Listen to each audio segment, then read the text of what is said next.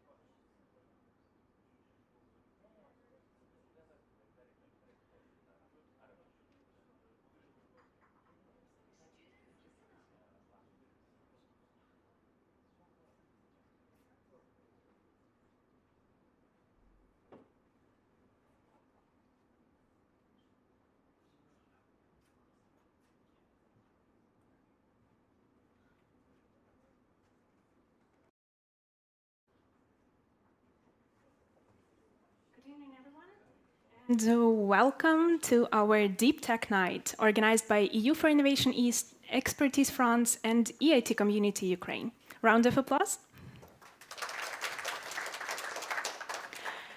This event marks the opening reception for the high-level IT arena participants, speakers, investors, and our dear guests. And we are super delighted to see you today. And today we will have our event divided in two sections. First one will be dedicated to the panel discussion, building bridges, deep tech development in Ukraine and EU Innovation Network, as well as the startup pitch competition dedicated to our EIT Founders2Founders participants who will be presenting their ideas today, and some of them will win 30,000 euro. My name is Anastasia Lubisheva. I'm proud to be the Program Development Manager at Wacom Tech Acceleration and the Program Lead at the Founders2Founders program. And it's my pleasure to start this event with the welcome words from 1, 2, 3. Oh, there's a few of me. The welcome words from Gaël Vessière, Ambassador of France to Ukraine. And we have a video specifically recorded for our event. Your attention, please.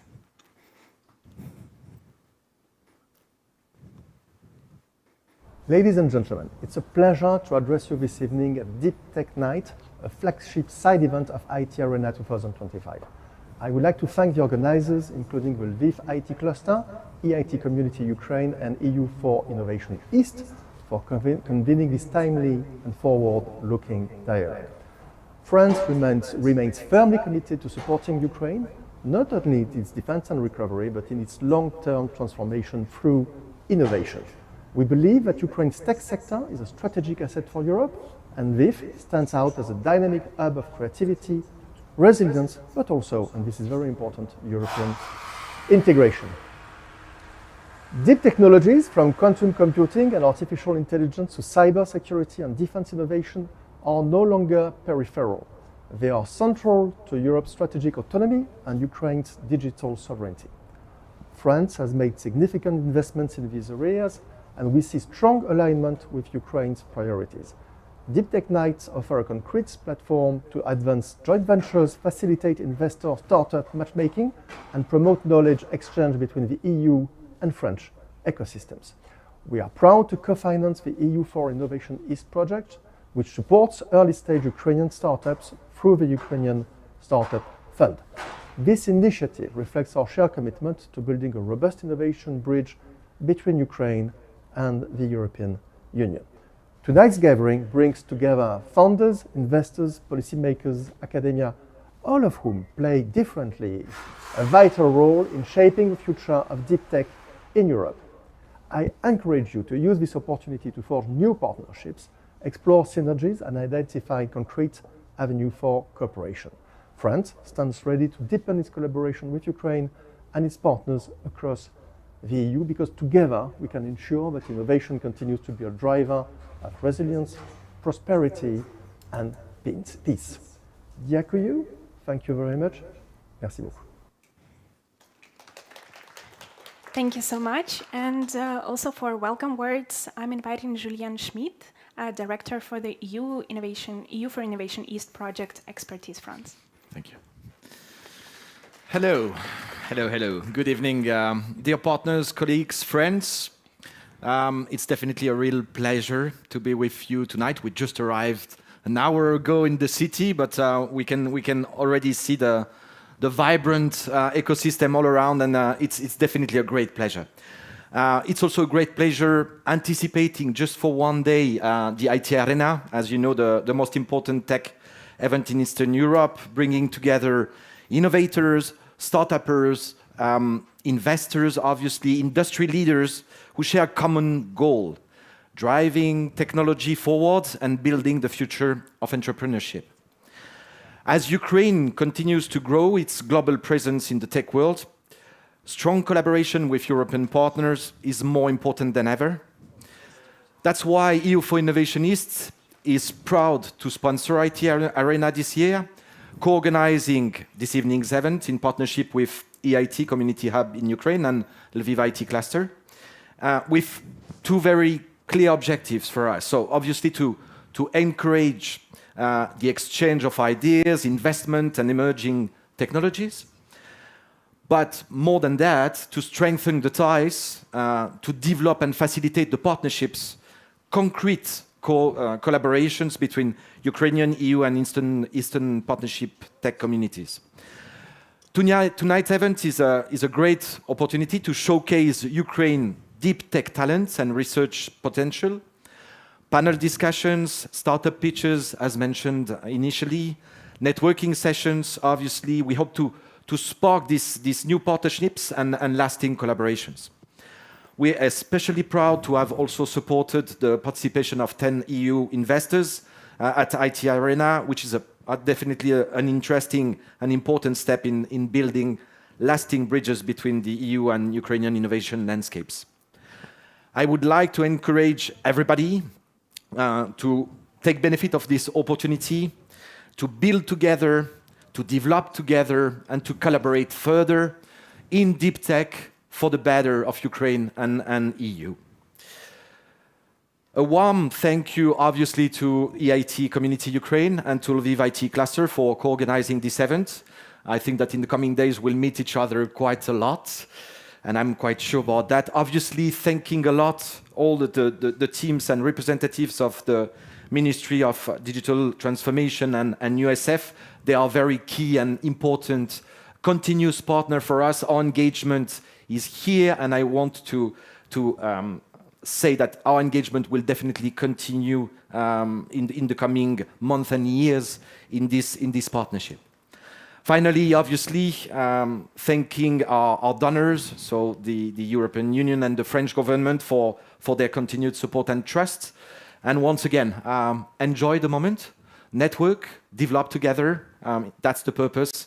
And obviously, come to us. We are here also to continue and to create with you the best support that can fit EU and Ukraine partnership. Thank you very much. Thank you, Julien. And with a welcome word, we have a video from Martin Kern, director of the European Institute of Innovation and Technology. Your attention, please. Ladies and gentlemen, dear distinguished guests and participants, I'm delighted to open the final event of the Founders2Founders program of the European Institute of Innovation and Technology with this video message. Apologies for not being able to be with you in person today. However, I'm really glad to join the opening statements together with Deputy Minister for Digital Transformation of Ukraine, Natalia Denkeyeva, and Ambassador Gail Vizier. The European Institute of Innovation Technology, short the EIT, is an independent body of the European Union that was created in 2008 and was given the mission to strengthen Europe's ability to innovate. Our mission, therefore, is to increase Europe's competitiveness, to develop sustainable economic growth, to create jobs, and to promote and strengthen the cooperation between business, education, and research organization. All of this to deliver innovation and entrepreneurship in Europe. Since 2010, EIT has been enhancing Europe's competitiveness, and we do this by building innovation ecosystems. Those ecosystems connect the business, education, and research. We have already 10 such ecosystems called knowledge and innovation communities that focus on the big societal challenges, short KICs. These KICs are dynamic public-private partnership, and they drive innovation by tackling energy, climate change, health, water, raw materials, digitalization, food, urban mobility, manufacturing, culture and creativity. In short, all the global challenges which can benefit from more innovation. And together they form Europe's largest innovation ecosystem.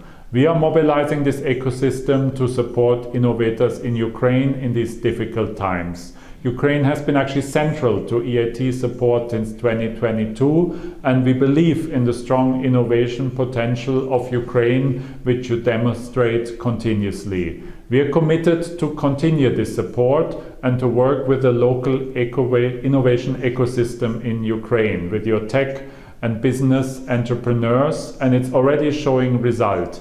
Digitalization in Ukraine is faster than anywhere else, and there is the possibility to link it even more with the European markets.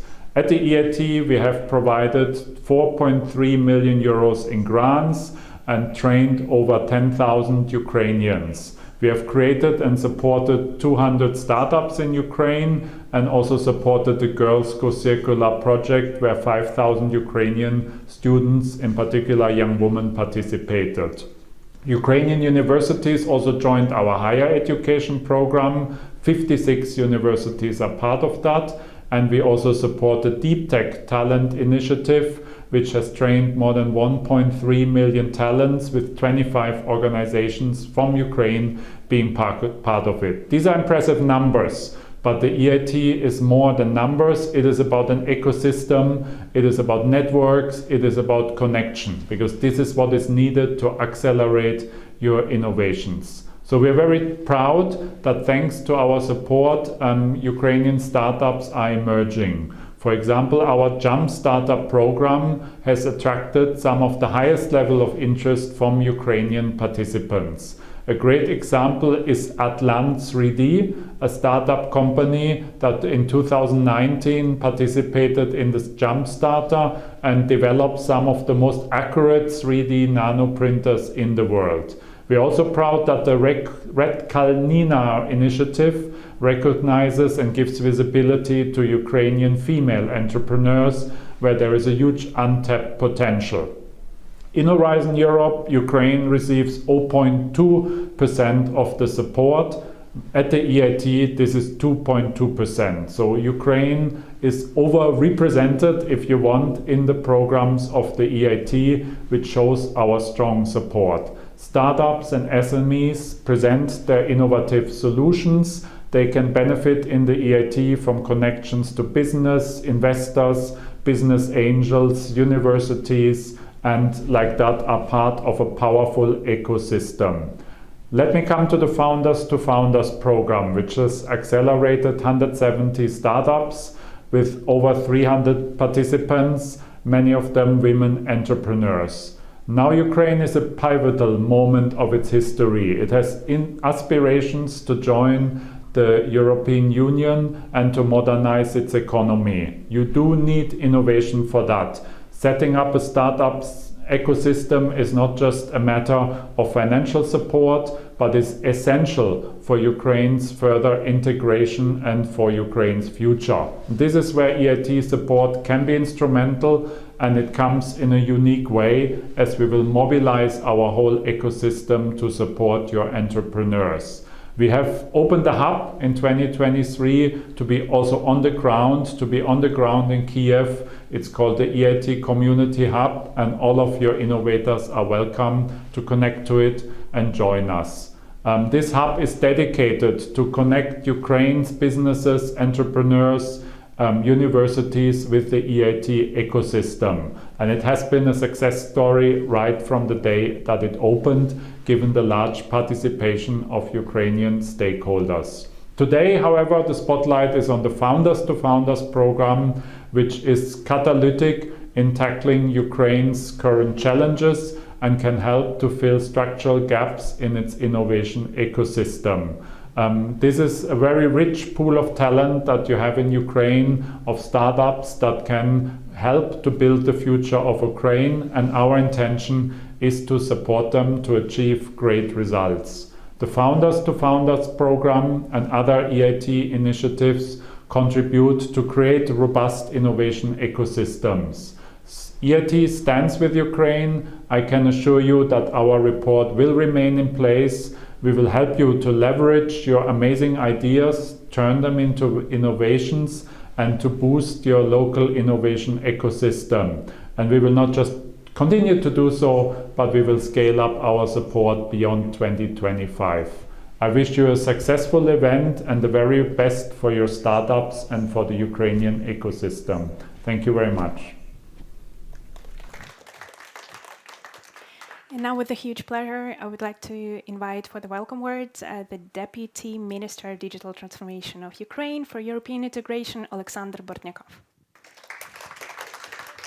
Hi, everybody, dear guests, friends.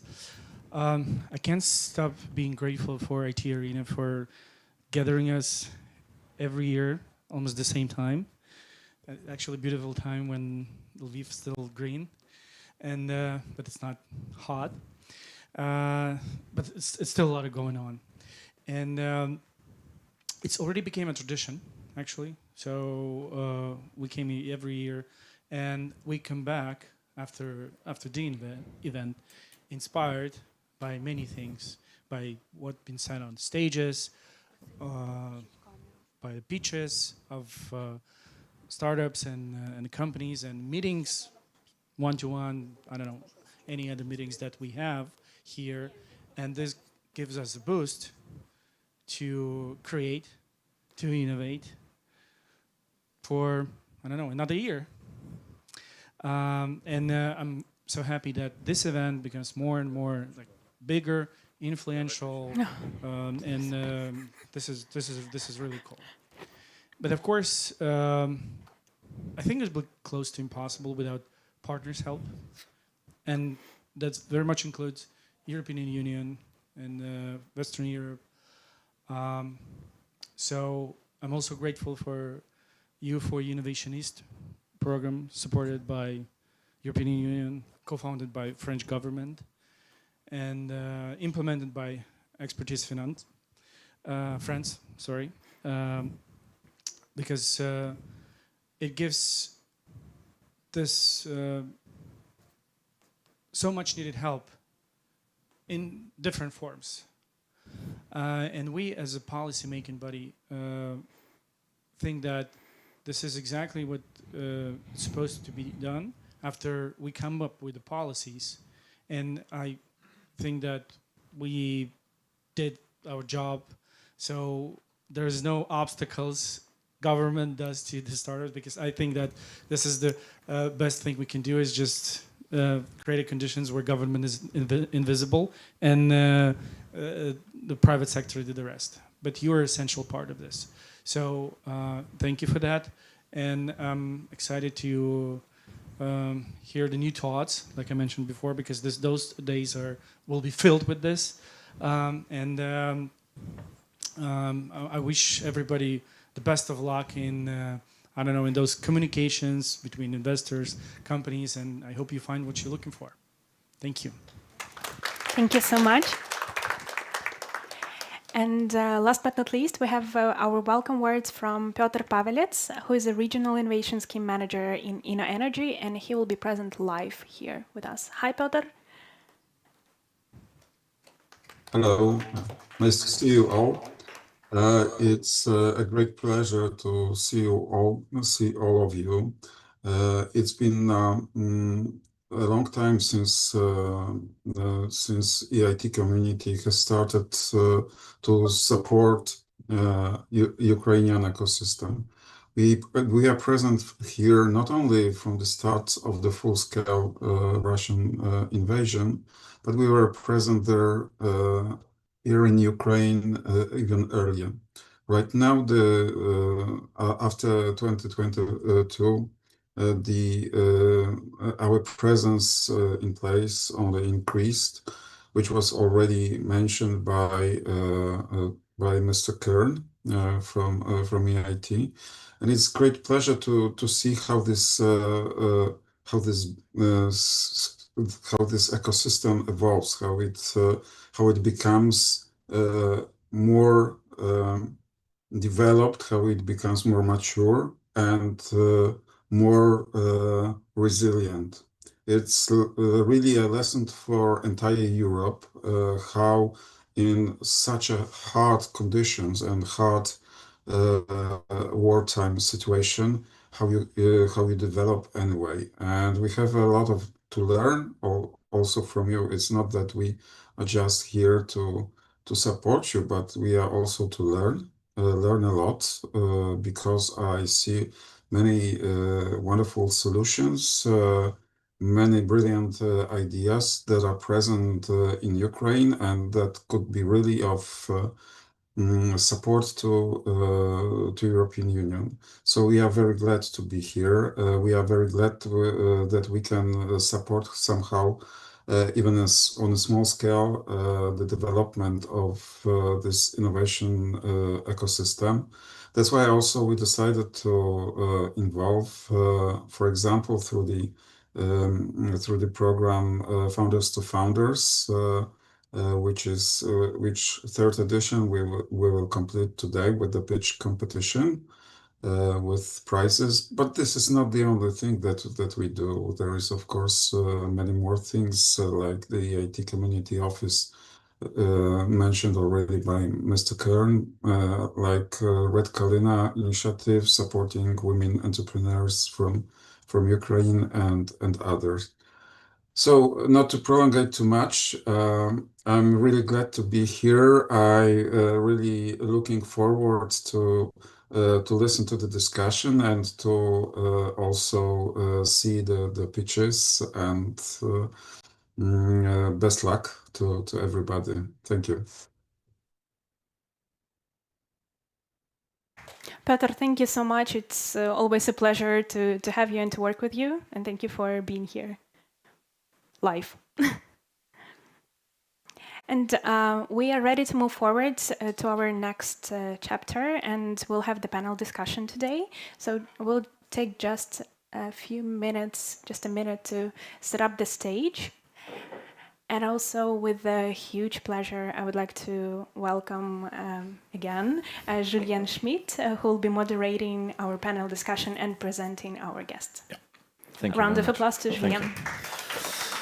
Yeah, just a very, very short introduction about this panel and the reason why I believe it's interesting. So, building bridges, deep tech development in Ukraine and new innovation network. So, obviously, we are meeting at a moment when deep tech is an essential engine to drive solutions to the most complex challenges of our time: digital sovereignty, innovation to biotech breakthrough, sustainable energy, and much more. Ukraine, with its unmatched determination, is stepping boldly into this arena. Ukrainian tech ecosystem is undergoing a profound shift from civil innovation and ongoing digitization to cross-sectorial defense innovation, with a sharp focus on cybersecurity and AI, obviously. This shift was driven by the urgent realities of the Ukrainian context and was executed with unwavering commitment to rapid transformation and agile adaptation in response to an environment marked by constant change and escalating challenges. But Ukraine's deep tech journey is unfolding sometimes at a very, very high speed. And among others, obviously, EU for Innovation is embedding Ukrainian startups into the broader European innovation fabric to forge lasting partnerships, expanding market access, amplifying impact, facilitate investment, etc.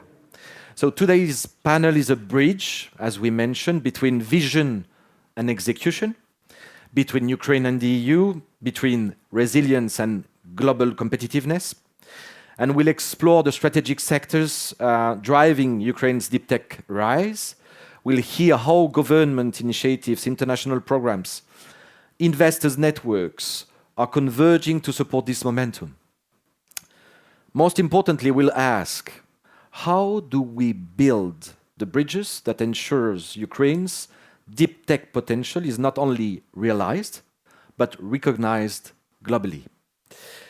Before we start the discussion, I would like to introduce you our very much talented speakers for today. I will call Natalia Petrova.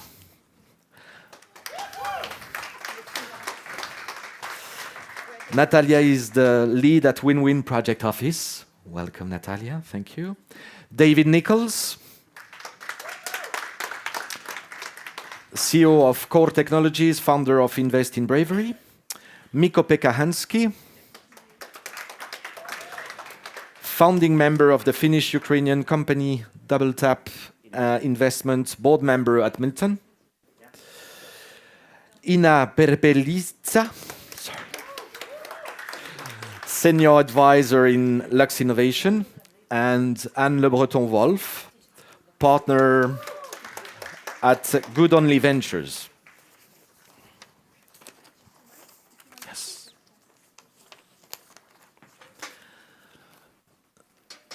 So we'll start with you, Ina, to initiate the exchange. And so just 5 minutes, more or less, around that topic of these key barriers that the deep tech Ukrainian startups are facing when trying to scale up in the European markets, and how, on a certain extent, EU innovation networks can help to overcome these challenges. Ina. Yes. And thank you for making this panel very gender balanced. So talking about key barriers, so I have good news. It's not only for Ukrainian companies. So each even European company has barriers in scaling in Europe. And that is why it's like my first call to action, like probably you heard about 28th regime. Like the EU initiative is to help and like unofficially to simplify to compete with US, because US is like more than 200 million market, and Europe is the same, but Europe are many countries and different regulations and certification. So I encourage you to vote on this initiative, and only one Ukrainian voted yet. So let's be visible. And again, so yes, barriers has everyone. But additional layers of barriers Ukrainians have is registration due to certification, funding, and where your clients are. So, and just to give a little bit, like from which perspective I'm talking, so based on my name, you can figure out that I'm Ukrainian.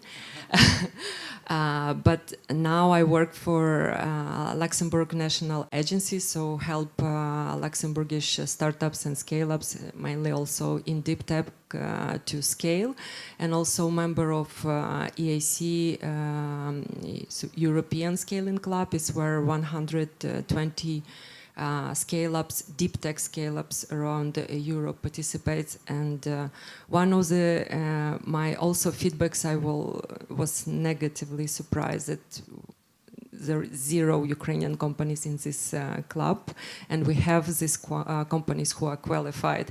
So that is why my feedback regarding barriers, like Ukrainians to use again, if it's deep tech, to use the opportunity which provides EIC. It's a sponsor here. Also, it's like initiative by European Innovation Council.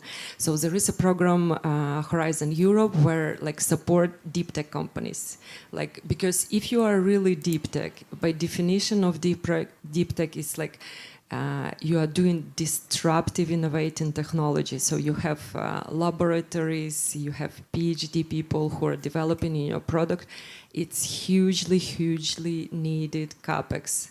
And basically, because I also connected within this EIC Scale Club with investors and big funds, like in the first, your TRL level 1, 4, like almost 0 in private money are going to come to you. That is why you should apply for European programs and win. And when you win, you can win as a Ukrainian company, and you've got money to have Ukrainian office and to pass through with certification and procurement. Because unfortunately, we have areas in specific certification and procurement, because previously I also was in deep tech in Ukraine, and we had amazing engine producers and also airplanes which can fight with fire, and these planes were not allowed to fly over Europe due to regulation. And even once was a fire in Italy, it was unofficial helping, but it's like unofficial story. But just to let you know that, like, even if your innovation super deep tech, you should, if you want to scale, you need it to be recognizable I mean, visible legally and in media. Again, use public money, European funding, and second one, also national funding. So that is why it's not only for Ukrainian companies or open office in another European country, but also in Luxembourg, we support companies who come from Germany or Switzerland, and it's a funding strategy, because again, you need millions of millions if you're really deep tech. Euros to support, to develop your product till TRL 7, 9 when you can scale. So that is why you use also national programs. And again, in Luxembourg and many, like Germany, you can read and use, it's dependent on your technology. They provide you national funding. So for example, to give you 70% give back on your research and development. And again, it can be 1 million and depending on the industry. So my recommendation regarding berries, first of all, it's a long story. Give a feedback 28th regime. Second one, connect your funding story and using public money and have strategy how to get money to scale your product. Thank you. Perfect. Thank you very much, Ina. And so funding, investment, it's coming back again and again. So Anne, understanding in your perspective how the current geopolitical situation affected this flow of investment between Ukraine and EU, and what are for you the new mechanisms that emerged to solve this kind of challenges? Well, it depends if you look back to 2022 or if you are now, because geopolitical situation is changing every day. There are still some meetings in New York taking place at present. There might something be coming out, I don't know. But for me, you have to keep your direction. You have really to stick to your objective, to what you want to achieve. Because you can be moved around by geopolitics and lose the essence of your action. So my call to action would be act. I would also recommend to sign the EU Inc. To register in the survey and sign it. I have done it on my own. And beyond that, it's also about cooperation. Cooperation is not self-sufficient. You have to find partners. You have to engage into cooperation. And to engage into cooperation, you have to find the right partner. Of course, it's co-construction, so you have to realign along the road. But at some point, you have also to do your homework to see which is the EU program or your national program that fits best, which geographies are the most let's say, promising for your deep tech innovation to scale with or in, and also which are the partners who could be helpful. And here you have some homeworks to do. So cooperation is not just like this. You have to do your homework to look at the programs that are available at EU level. EIT was mentioned. There is also EIC. There is Pathfinder, Transition and Accelerator, and afterwards STEP. But there are also some other initiatives that have been running under Horizon Europe, and also several verticals of programs run by the EU. So do your homework. Even use ChatGPT if you want some support to deep dive into that. And also find the right partners in the private industry. Because at some point, the EU is more and more trying to leverage on public-private partnerships. And if you can demonstrate that you have financial industrial partners, that's a giant plus on your application. Thank you. And maybe to go along with this question, Mikko, and on also the criteria that you as investors, also as private investors, are using to identify the ones who can scale up in Europe, and potentially vice versa, how to invest in a mutual benefit. Yeah. So hello everybody, my name is Mikko from Finland, and definitely all the previous points are really accurate looking at from the Finnish perspective. Also, we've been practicing the EU collaboration for 30 years and still not very good at it. So it takes a lot of time on that one. So just our president, Alexander Stubb, he always summarize everything in 3 points. So I try to keep it short and sweet on that side. The first thing is that one criteria is the academic collaboration. Deep tech always comes from the really early stage, very strategic R&D project. If that team has some kind of academic collaboration, let's say university to university, that's a really big plus. Because universities are really much close on all the funding mechanisms that's in the European Union. So Aalto University in Finland is very good at applying money from the European Union vehicles, which is also a good indication that which academic institution you should be also connecting with. And so that's one thing. So first of all, academic collaboration, then the ability to navigate in the application process that previous speakers has been doing. That's really, really important. And also seek for help on that one, because nobody knows how it works. It's collaboration effect. Third one, I would say, is the kind of criteria. I'm investing into defense technology, which is always deep tech.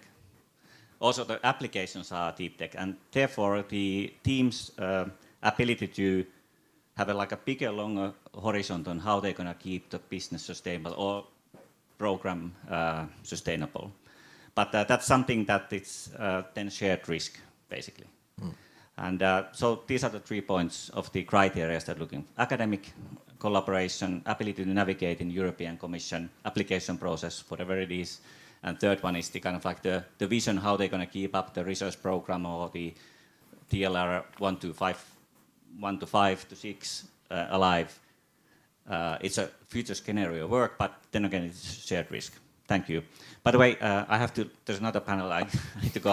I feel like a rock star, but you are go from the professional panelists, Mikko. No, thank you very much for your input. Thank you.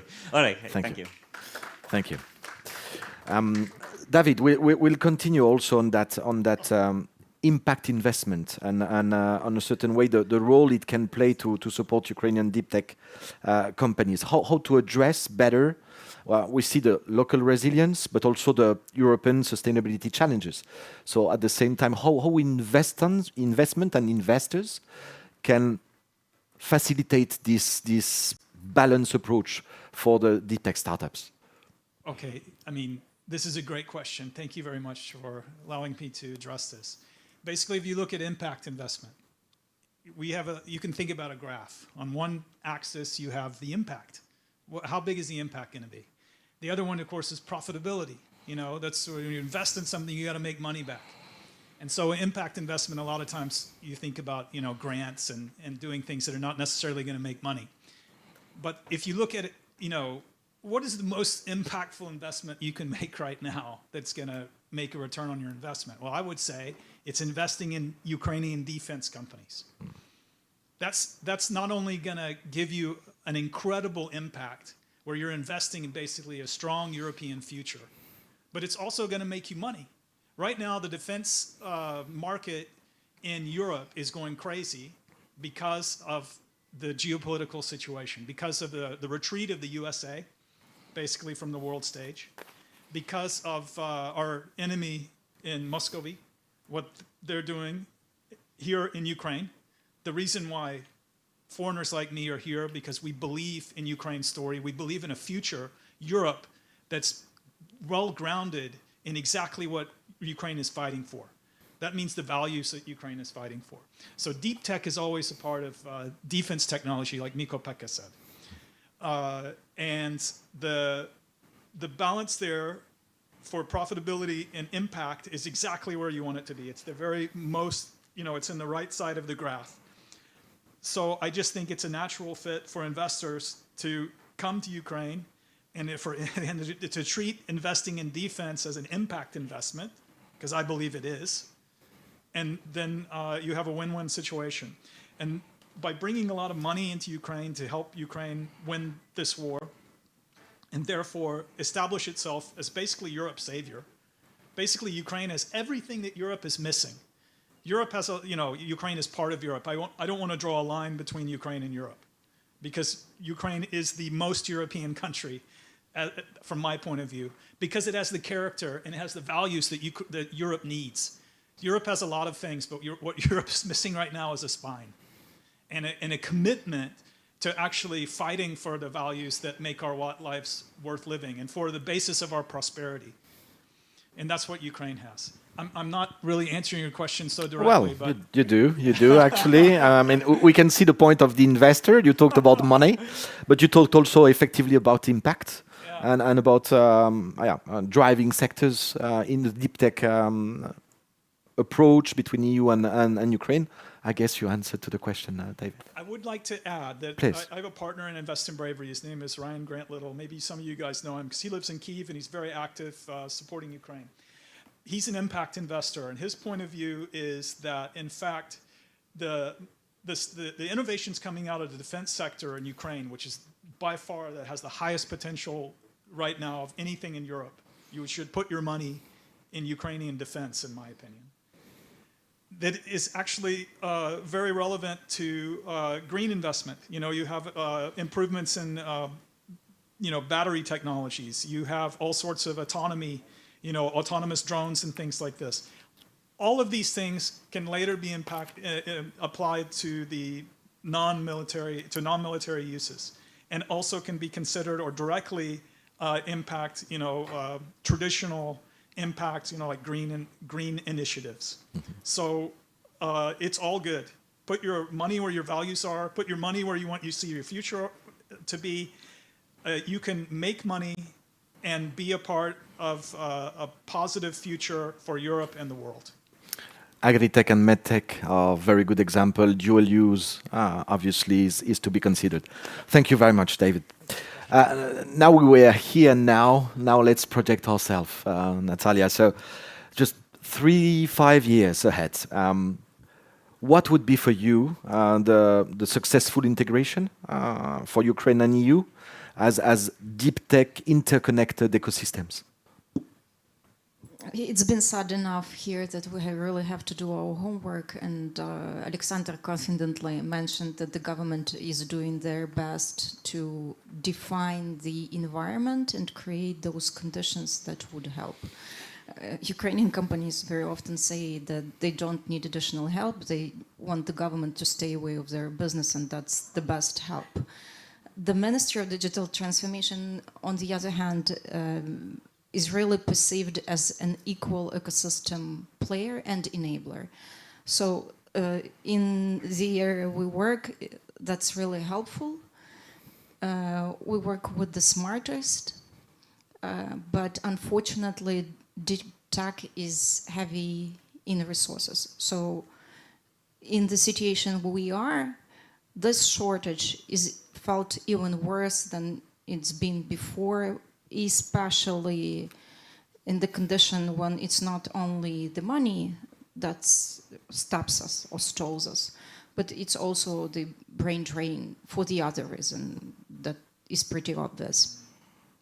To make the way into, I think we did half of the job. We defined where we're strong at. Within the innovation strategy that's been written until 2030, there are the sectors that have been defined that have the strongest potential. It's not limited to defense tech. It's mentioned there. I'm not going to deny that.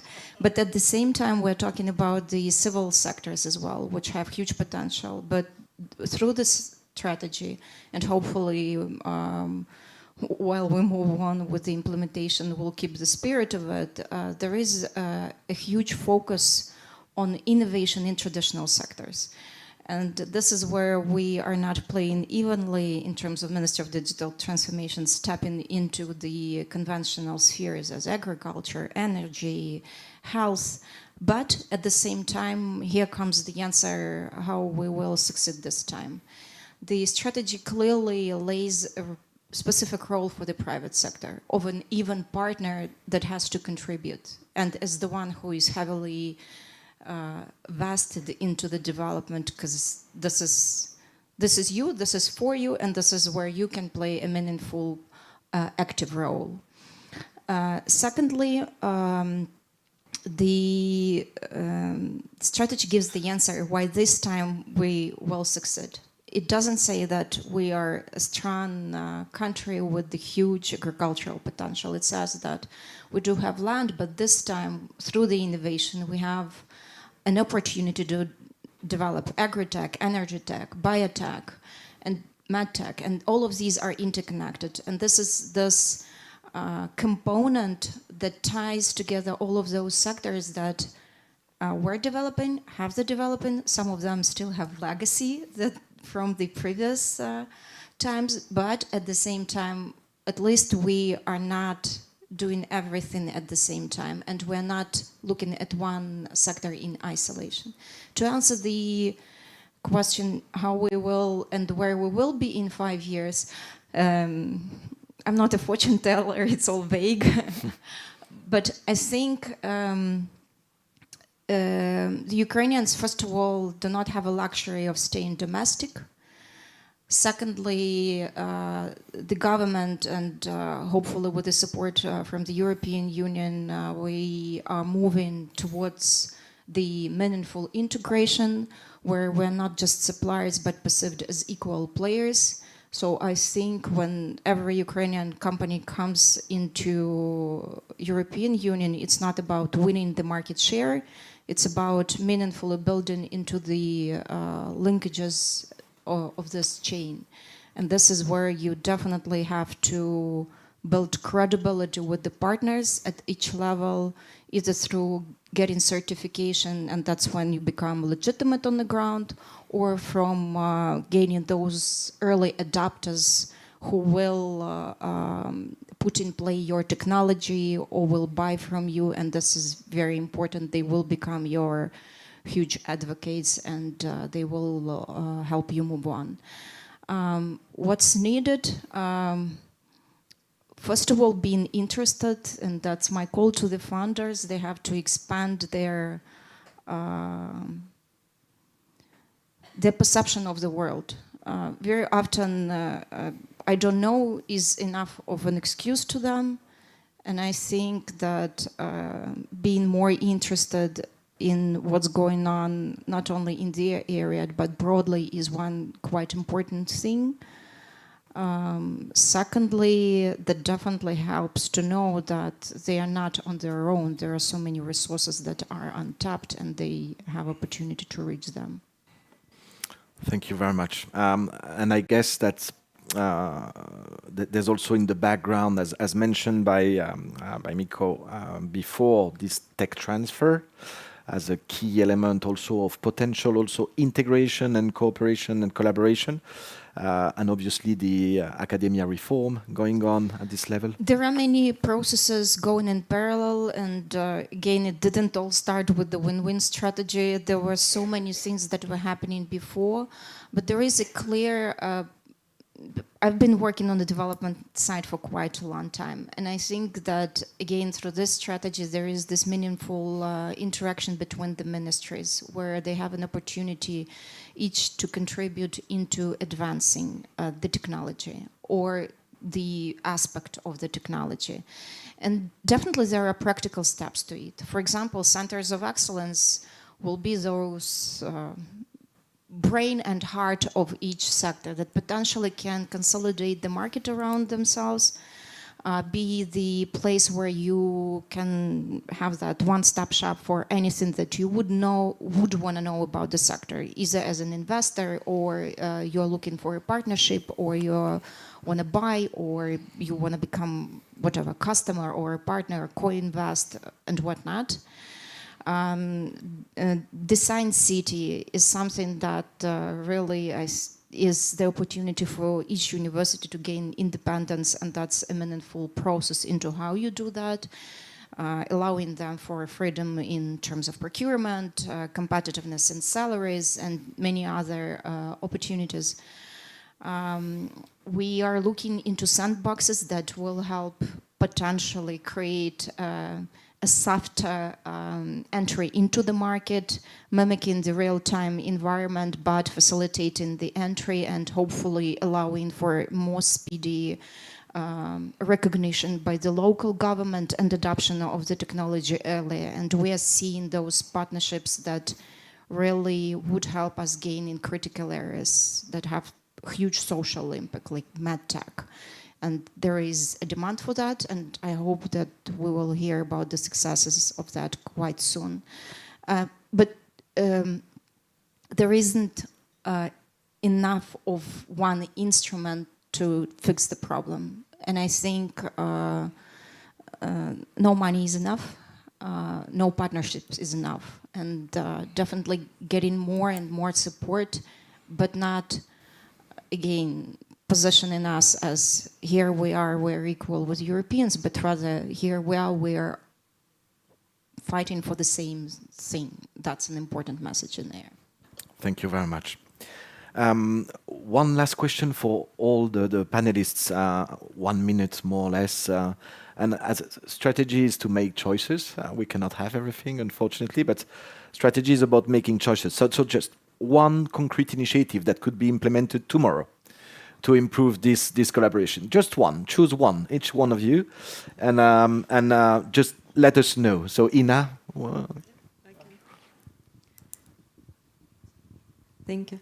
So very simple one, call to action for deep tech startups. Apply, and you have very short deadline. So it's amazing opportunity, 20 million Europe, again, EIC giving 20 million to around 40 scale-ups, like up to 500,000 grant, not equity money, grant. You just need to be deep tech to write, I don't know, 30 pages and very high probability to win. So please apply, because it's gonna be, because it's a message. Because if we will not use this money, I mean, if we will not have very good quality applicants, and for example, only 10 million will be eligible to receive, for EIC it will be signed. Ukraine doesn't need support. So that is why it's call to action. If you are not a deep tech startup, tell other startups, you know, because actually it's how it's working, because now we have a project, Seeds of Bravery. It's also 20 million sponsored by, and I'm managing pan-European integration within, and thanks that this project managed amazingly, this call for next 20 million was created. But this call was created initially thanks to Ministry of Digitalization, USF, EIT community, who in 2022 created the sign that yes, innovation should be supported. So let's do each of us our job, scale ups, apply for money. And we are, as ecosystem players, will unite to send the messages that we can use this money in the right direction. Perfect. Thank you very much, Ina. Anne? So my call to action would be go to LinkedIn, connect, and source or search for your ideal partner in Europe or elsewhere in the world. And connect, send an email, and try to get a 10 to 30-minute video conference with them. That would be my call to action for you. You have to do your homework, but once you have done it, Simon Sinek said, start with why, and I would even shorten it with start. You have to start. Start with action. Thank you very much. David? Thanks. This is a great question. I was hoping I'd be able to address this. First of all, I'd like to say that Ukrainians are not on the same level as Europeans. Ukrainians are Europeans and are the best of Europe, or I wouldn't be here. My pet mission or whatever is to see it easier for Ukrainian startups to stay in Ukraine. There's always pressure once you get an investment that you have to set up shop in the EU or the USA. This is still happening now. There's reasons for that. And some of the reasons are, for example, the currency controls that are still in place. It makes it really hard for investors. It makes investors nervous about getting their money out. Ukrainians can do anything when they put their minds to it. Ukrainians should feel that self-confidence that whatever they put their mind to, they're going to do it. And for me, currency controls are something like a relic of the past. It's a defensive measure. It doesn't fit with the Ukrainian spirit. and I'm sure that eventually it will go away, and I hope it will go away sooner rather than later. So I would say my call to action would be go to your politicians. You have a vibrant civil society here. You have a democracy. You have you have a government that responds to its people. Talk to your representatives in the Verkhovna Rada. Make sure that you know that you want Ukraine to accelerate its efforts to make investments easier for foreign investors and lower those barriers. Thank you very much, David. Natalia. I probably would echo my colleagues here saying that partner, no one can win it on their own. There is none of the countries has money enough to solve their issues, but blending the money and the opportunities and everyone's capabilities, we have more chances to get what we want. Perfect. Thank you very much. Partner. So we are talking about bridges. I guess that's the right conclusion. A lot of input, a lot going on, but a lot to do. So it's quite encouraging in this effort of connecting the dots and facilitating the development of the deep tech sector in Ukraine and Europe. Thank you very much to all the panelists for their inputs. I think we can clap them. Thank you, and we will continue, I guess, with the pitching session. Thank you very much. Thank you so much for an amazing panel discussion. And now is the time for pitches of the Founders2Founders startups. Once we're getting ready, I just want to say a few words about the Founders2Founders program. It's kind of a special one, and it has a special place in my heart. It's a English-speaking international program for founders, Ukrainian deep tech founders, TRL 3.5, who are eager to scale, to develop their go-to-market, and with our program, with the Founders2Founders, we were helping them achieve that. And this Founders2Founders program is organized, initiated by the EIT community and then implemented by Vacuum Deep Tech Acceleration with the huge support of the Ministry of Education and Science of Ukraine, the Ministry of Digital Transformation of Ukraine, DSCT, the Entrepreneurship and Export Promotion Office, the National Project Business, YEP Accelerator, and the Win-Win European Digital Innovation Hub. So we have a lot of partners who have contributed to make this program happen. And we had more than 70 startups who have completed this program. And out of them, 9 stars were selected to pitch their startups today for you. And they will compete for the 30,000 euro prize, divided within 3 places. And if we are ready,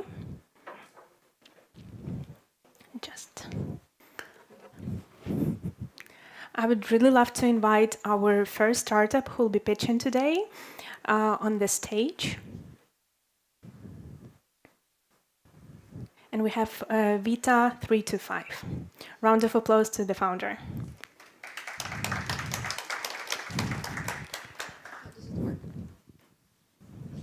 We'll have 3 minutes for just a second. We'll have 3 minutes for pitching and then 2 minutes for questions. And the questions would be asked by our amazing jury members. So for the jury members, I would kindly love to invite Charlie Mathieu, Deputy Director of EU for Innovation East. Round of applause. Charlie. Just take a seat here. We'll have Arnaud Lumet, investor at Canopy Ventures. Round of applause. We have Ivan Petrenko, Managing Partner, Angel One Venture Fund. And today we have Diana Sitko, Board Member, French Tech Kyiv, founder Korea IPA. Okay, so we have 3 minutes for pitches in English and then 2 minutes for questions and answers. And once again, round of applause to Vita 325. Good luck. Good evening, everybody, and bonne soirée. I'm Yulia Koinek, and I would love to represent my startup. So Vita is a rehab platform, it's a mobile rehab platform for movement recovery. So we built the MedTech with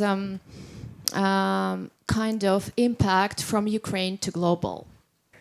When personal meets professional, so we, firstly, like a technology company, we've got a request from a rehabilitation center that they need to track the progress of their rehabilitation. But my co-founder is Danila. He's an occupational therapist and a rehabilitation specialist married to a woman with a prosthetic. So we realized that there are both sides the problem, the progress rehabilitation and how to recover remotely. Now in Ukraine, unfortunately, this is the biggest hub of people with amputations, but it's not only about Ukraine. This is a global problem, and we have more than 52 million people with the prosthetics, and now in Ukraine is 60K, and the number is growing every day. So what we did, this is a platform, the full rehab support, rehabilitation support in one app. And we started from the gait analysis using clinical tests and capture analysis and computer vision to track the rehabilitation progress, to see the results and to identify the errors of movement in the early stage. And also, this is a great opportunity to empower the patients to feel their body and of self-care as well. This is the first stage, is the movement analysis. Then we go to the customized exercises. We use machine learning and computer vision, and we are gathering the data, and then we share the platform, the PDF reports with our clinicians to see the results. As I said, so we are operating in the global size, and now for us is a goal to attract 35K users in Ukraine. We are in quite competitive landscape, but our focus is people with amputations, and it's our strengths. We start with the people with amputations, with the prosthetics, but we go to the neurological diseases, and after that we are going to protect and to predict the falling for the elder people and with the movement disorders. So we have the B2B2C monetization model, which is scalable, and the clinics, the doctors, our partners, the patients pay by subscription, so the payment, and we have the distribution and clinics who share our revenue. Thank you so much. The time is up. Yeah, Round of applause. And we're ready for questions. Just please. Well, thank you for what you're doing. Could you tell me who's going to pay and why would they pay? And do you think you have enough patience to cover your business model and make it attractive for investors? Yeah, so the patients, the users are the patients who pay by subscription model, because this is a mobile application, and by support and by recommendation of their doctors, because this is both sides. The patients see the results and send the PDF reports to their doctors, and the doctors can control remotely, so they don't need to go to the clinics to see the results, and they have the customized exercises over there. So this is a win-win situation. But the patients pay and covered by insurance, so this is a monetization. Last question, do you have any results of how successful the app is and how satisfied the clients are? Yeah, so we are now in a co-pilot with rehabilitation centers in Ukraine, and we are supported by National Trauma Institute, which are using our app for their researches. So now we need to gather more data to cover all the stages and to see what model of prosthetics they use, how do they move, etc. So more data, more possible traction. So now we see the potential and we see the great movement from Ukraine to global, and cooperating with rehabilitation centers in Poland right now. So yeah, we see the potentials. Thank you for your presentation. What is your strategy if you want to go abroad? Do you have any about regulations, for example? Do you have any? Yes, now we are, as I said, partnering with National Institution of Trauma, and they do the regulation for us in Ukraine. And after that, we go to the US to be FDA listing, because we don't need to be like eligible for FDA, but we need to be listed. And also our strategy to cover the war zones, which are sometimes there is no regulations. And yeah, so we are in the process. It will take some time. That's why we do it simultaneously, gathering the data, building the validation market, and after that, and not after that, but simultaneously going to the regulation centers. Thank you. Thank you so much. The time is up. Round of applause. And we have our next startup presented here today. Please welcome Ola from Sila.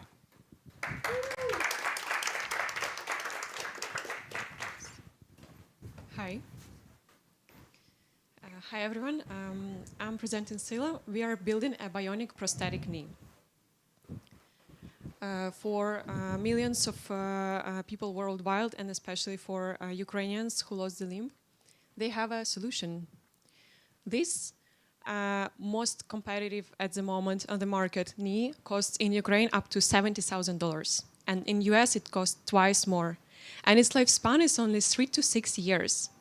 And while the mechanical knees provide very basic functionality and increased risk of falling, and like risk for safety, even those expensive knees, they still rely on preset modes.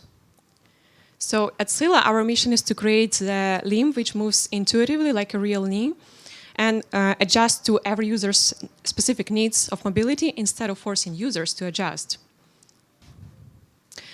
And we are doing our knee software-defined to make the hardware function better with every software update.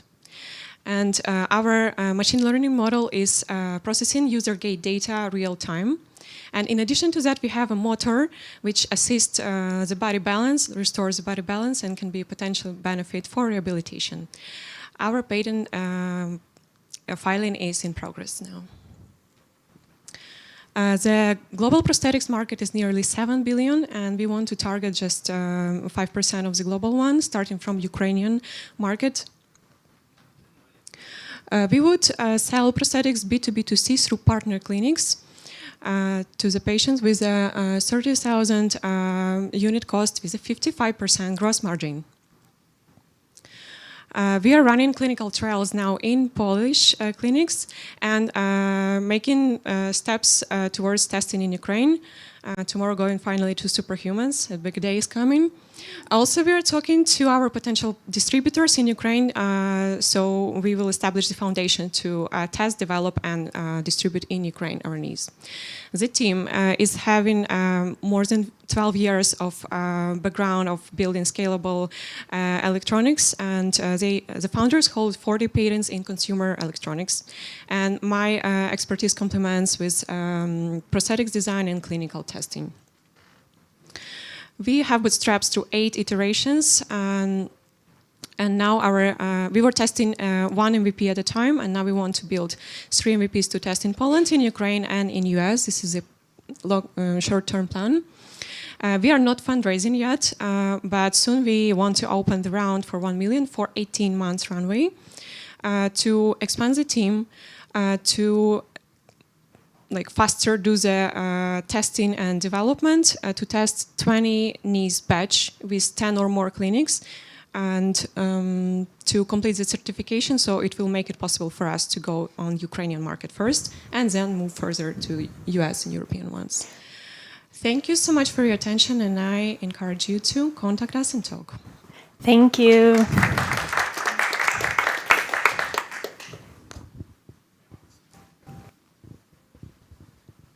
What are your what are your main competitors actually in Ukraine and worldwide, and how are you going to deal with them actually and to compete on the market? So there are like big manufacturers, like really large, with big turnover, like annual, but they don't earn on knees. This is a German company and from Iceland, and they sell mostly in Europe, a little to US, and also in Ukraine there are like for now sustainable chains of like supplies, because we don't have Ukrainian innovation. But how Ukrainian like other bionic limbs, because mostly in Ukraine we develop arms than legs for now. So how they deal with the same competitors, and I love this strategy, is just seeing the like pain points of the users in terms of product, so it fits. This is what we want to do, and also local establishing local warranty services, local operations. So I'll just give an example. If the knee from foreign manufacturer breaks, if they have extended warranty, they just ship it to Europe. It lasts several months until it can get fixed, and meanwhile they have to use a service knee. It adds to the cost of the whole knee, because the warranty costs up to $10,000 or $20,000. It seems like if it's extended. So it just seems inefficient, and recently we've had a meeting of all bionic limbs manufacturers in Ukraine, the startups mostly, and with the digital Ministry of Digital Transformation and Ministry of Social Policies representatives, they started to raise this question of how can we do this better for Ukrainians to like establish it here, because even the invited representatives of clinics, they say, hey, it's inefficient, because we just have to like follow all these long supply chains, also losing some money, because like when they import the limbs here to sell it in Ukrainian clinics, it also like adds some cost and time. Thank you so much. The time for questions is up. Round of applause to Ola. And next on the stage, I would like to invite Sophia from Peony. Round of applause. Please support our startups.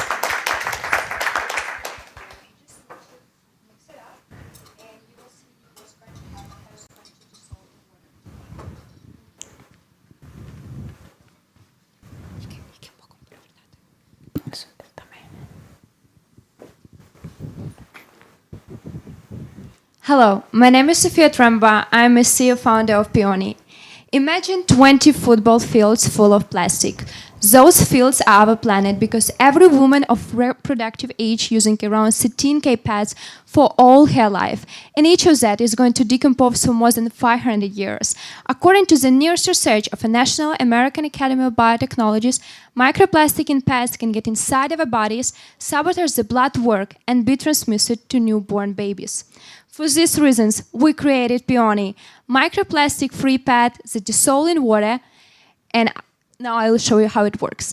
After using a pad for 1.5 hours, you just need to flush it down the toilet, where the pad will dissolve under the pressure in the pipes. Just flush and forget.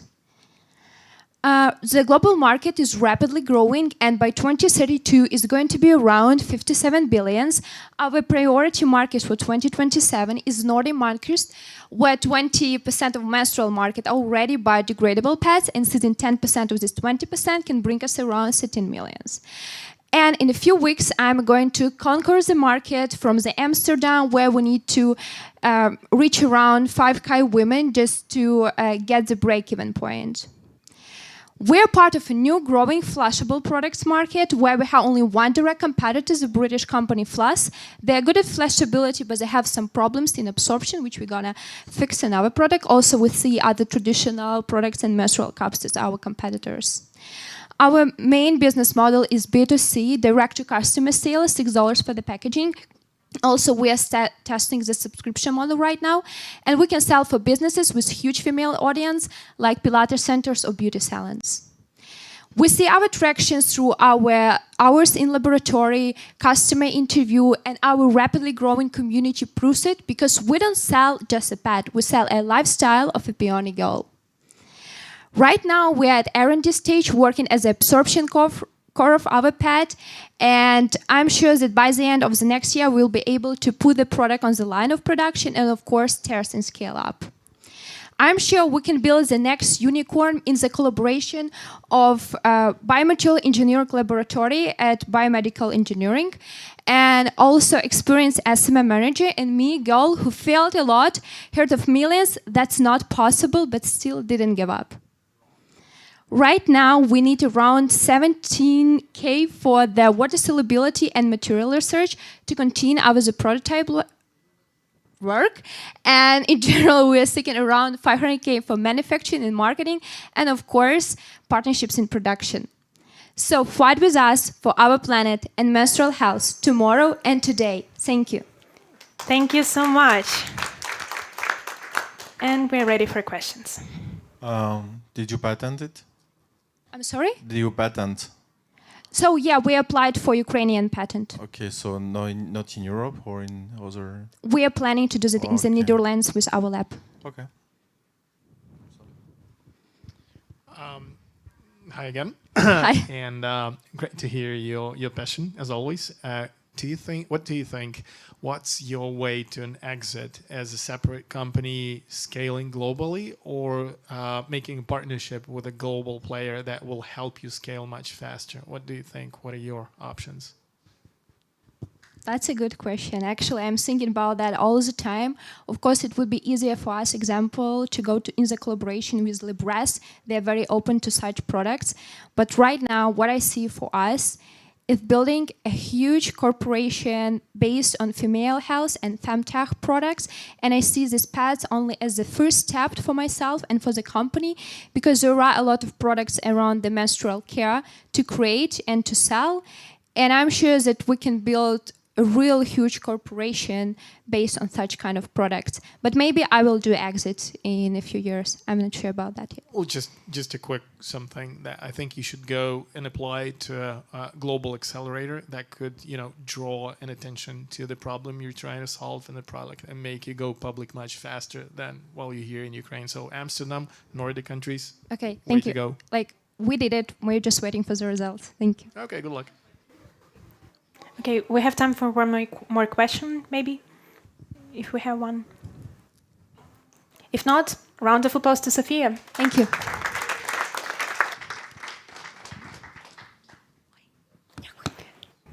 And next one, I would like to invite for the stage Alexei from Codevius. Round of applause to Alexei.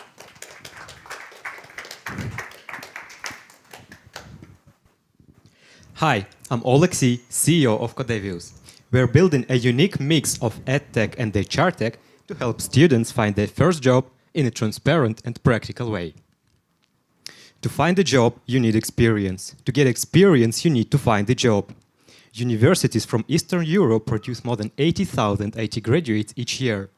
They enter the job market, but with little real experience and generic CVs, landing a job takes ages and often feels random and unfair. Companies struggle too. Recruiters face more than 200 applications per vacancy, yet 9 out of 10 candidates lack practical experience. That's why we created Codevius, a platform that evaluates candidate skills based on their project performance. We handle the press screening so companies get job-ready talent in minutes, and candidates get the opportunity to prove their skills and get hired in an understandable way. Our platform, with the help of AI, generates educational projects, including content like documentation and tasks, as well as tools to work with, such as Kanban board, meetings, and documentations managers. And here is the main part. We automatically track and assess each candidate's soft and hard skills. As a result, anyone who completes at least one project will receive a detailed skills profile that will be accessible to recruiters. This will allow companies to confidently find and hire based on proven performance instead of generic CVs. Our business model is very simple. We charge companies with a success fee of 10% of annual salary of a hired candidate. Global IT recruitment market is valued at $184 billion globally, and our target is on Eastern Europe with a serviceable obtainable market of 195 million calculated bottom-up. Now let's take a look at our competitors. Job boards like Indeed or TopTel rely on self-reported CVs, which is not objective. AI-based skill assessment tools evaluate candidates in isolation from real-world scenarios. Recruiting agencies or sourcing agencies do a lot of stuff manually and slow. Codevius automates the entire evaluation process, saving time, money, and delivering better hires. Here's our team. Our journey together started at the beginning of full-scale invasion when we created a community of more than 80 junior developers who were seeking for their first job and started doing educational projects. And it worked. People from our community started getting hired. That's why we decided to scale this idea and help not just tens, but hundreds and thousands of people find their first job. We're currently working on integrations with universities and IT schools and building our candidate evaluation framework. We have started 3 educational projects with 50 active users, and actually this slide is outdated because we have currently 5 hired candidates. One of our candidates received the job offer yesterday.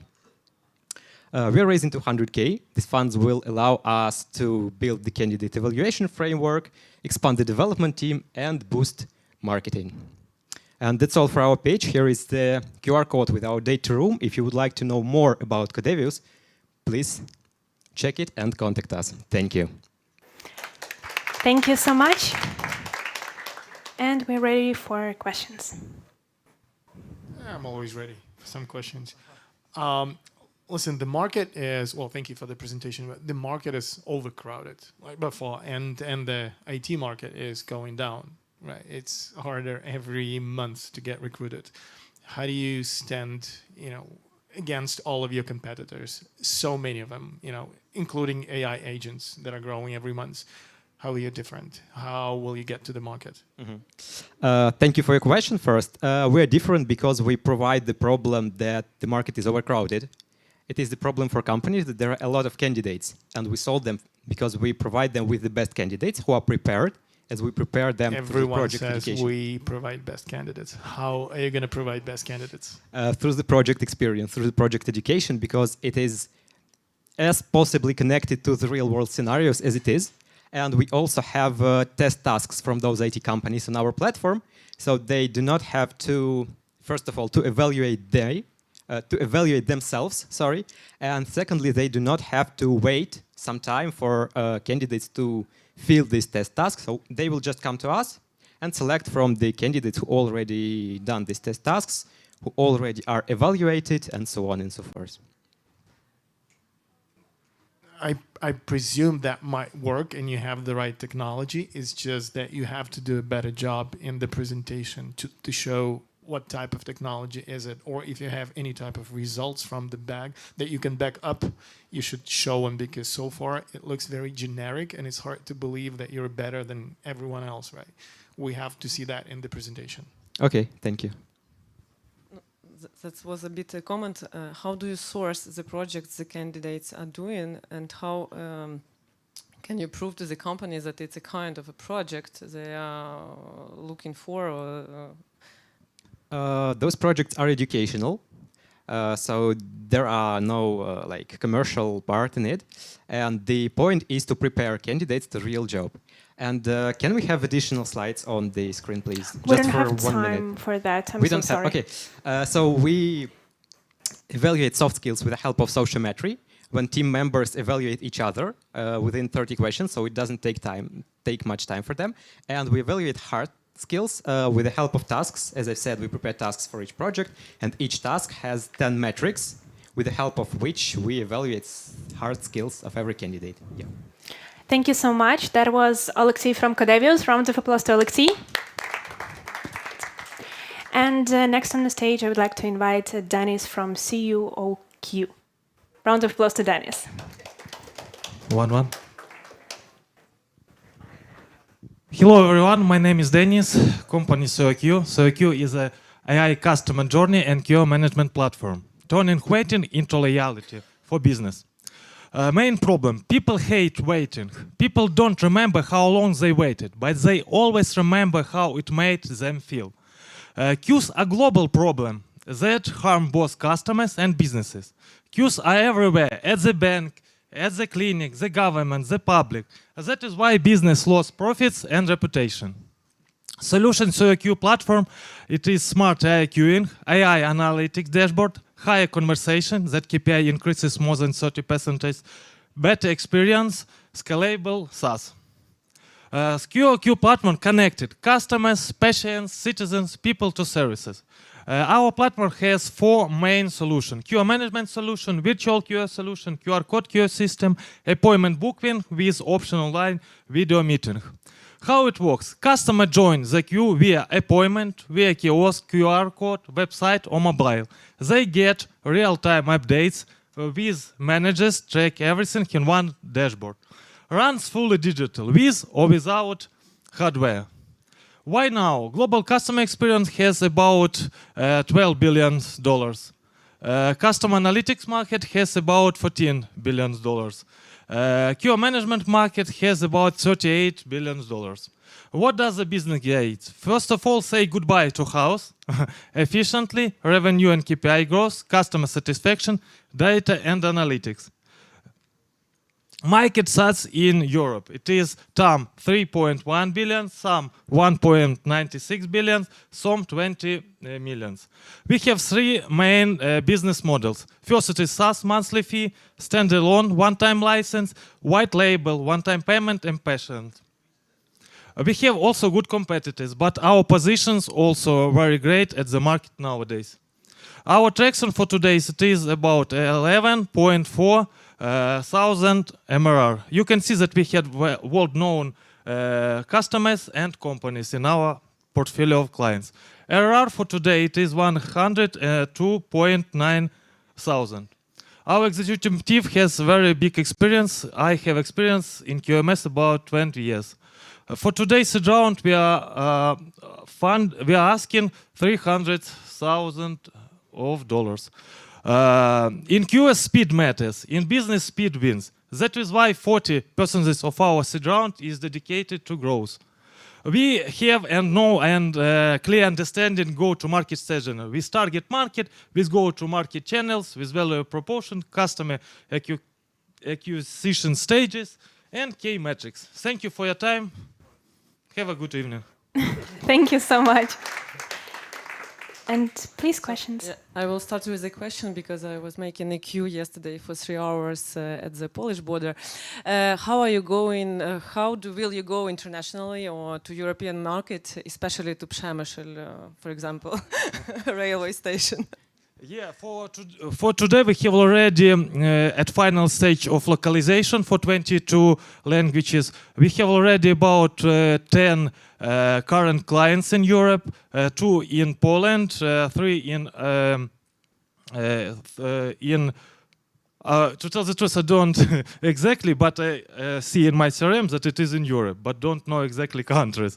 That is why we are now understanding how we will go to the Europe market. So, first of all, we have already some partners in Poland, in Baltic countries.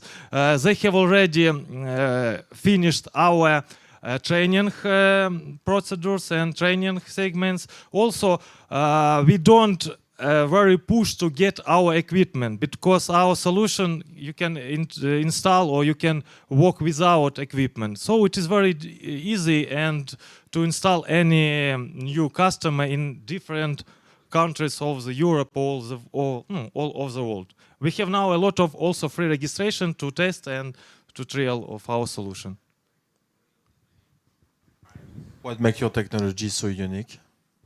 Our technology is that now we have not only one standard queue solution that you can get ticket, go to the hall and wait. We have flexible and 4 solutions that can realize. You can take a ticket at the home. You can get this ticket and go away, for example, at cafe or restaurant and waiting with push with any reminders. We also now integrated AI technologies that bots can also remind you and make call, for example, VoIP.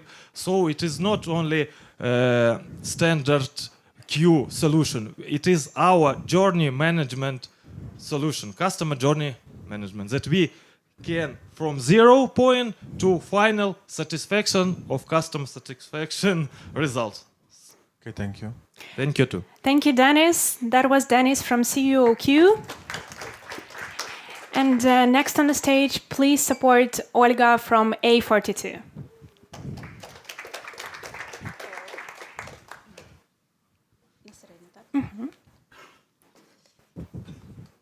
Good evening. My name is Olga, and I am co-founder and CEO of A42, a cybersecurity platform that monitors companies' external perimeter. 600 million cyber attacks happen every day, and 3 minutes that I am pitching here, around 1 million attack attempts worldwide take part. With AI rise, hackers become faster and more smarter. The number of reported AI-enabled cyber attacks rose by 47% in 2025. Cyber risk, as you know, is a business risk. We don't see cyberspace, but we can feel it when our company shuts down. And 60% of SMBs fail within 6 months of a cyber attack. Olga, microphone, please, closer. Companies use different tactics and methods to defend themselves, but the king is pen test, simulated attack that exposes weakness in internal and external perimeter of the companies before real hackers do. But traditional methods don't catch up. When you do a pen test 1 time per year, after each code release, you may have new exposures. It's like to may put your seatbelt 1 time per year. That's why we are working on AI-driven pen test. We combine technologies developed our team, attack technologies, with AI agents. And we will be ready to deliver full scalable AI pen test solution within 6 months. The market valuation will be 6 billion up to 2030. We have competitors, but they are still in development stage, and A42 solution can stand up with 3 main key advantages: safe testing, one-click launch, and no need of additional human resources. Our model is 7,000 per domain per year, and the customer will get 1 AI pen test per month, no limitation for team members, and no limitation to A42 Recon and Exposure platform. We are 6 times more frequent and 5 times cheaper than traditional approach. A42 operational is only for 6 months, but we already trusted by Jubel and proudly Armed Forces of Ukraine. We already detected 20,000 vulnerabilities and more than 100 critical and high severity. We target SMB, health tech, fintech. Our team has deep experience in the attack vectors, in NATO and government experience, so we can scale this project very fast. We are raising 500,000 to build AI pen test solution and to reach 100 customers. And to defend yourself, you can scan this QR code and check your company on vulnerabilities and data exposures. Thank you. Round of applause. Thank you. Can you tell me a bit more what makes you 6 times cheaper than the market alternatives? The fact to do pen test, you need human resources. And with AI agents, we can automate flows that usually you make with middle and junior pen testers. So actually, we automate manual works. Well, I assume that everyone's preparing their AI agents to do something similar. So why you? No, in cybersecurity it's more difficult because actually we see on the market that companies failing to teach big AI models to make like full pen test processes, because it's difficult, and AI is not successful in cybersecurity domain. So that's why it's very important to take small parts and very unique experience that we have in our team, and to teach AI agents for small parts, and to have orchestration around this. So it's actually really deep tech and our own technologies that we are developing. And how proven is your technology and your data? Look, we see big interest in what we already, in the platforms that is already developed. But currently we are working with external, but with this perimeter, but with this, let's say, okay, from the market, we see that methods that our company and our team has, we are finding more than our competitors that are 10 years on the market. How much more? We find vulnerabilities that leaders cannot find. We see it with Jubilee, we see it with Armed Forces of Ukraine. Can you give some quantitative, like 10% more, 5% more, 20 estimate? Look, we find vulnerabilities when you scan perimeter of organization. It's important to find all subdomains. And then on these subdomains, you find exposures. So we find exposures that, for example, such big companies like Nexus, Detectify, they don't find. It's just methodology and scripts and code, let's say, who is able to find more in this invisible cyberspace. I'm sorry, the time is up. You should put that in your presentation to make it a bit more, clear. Thank you. Thank you. Round of applause to Olga. And another startup that we are inviting on the stage is Svetlana from VR Nest. Round of applause to Svetlana. Hello, thank you for the opportunity to be here. My name is Svetlana Korshunova, and I'm a founder of VR Nest startup. VR Nest is AI-powered VR platform that can be a new booking home for buying property worldwide in a few years to invest and rebuild Ukraine. In VR Nest, we create full immersive, AI-powered, personalized VR experience, then boost sales for 30 persons. Market. I'm so sorry, I'm nervous. Real estate market is growing, and a lot of people see the most common way to invest by buying property. But the way it is buying is stuck in the past. We can visit object. I'm so sorry. You often can visit object during construction, and it's too far, or you have a lot of data just for make a decision. But in VR Nest, we have a solution. We understand that one can build a real estate AI-powered experience and can make an emotional connection and with high-level immersive storytelling and self-learning AI advisor to buy property. And the most importantly, that we can make it for 3 days and more lower in price than anyone other.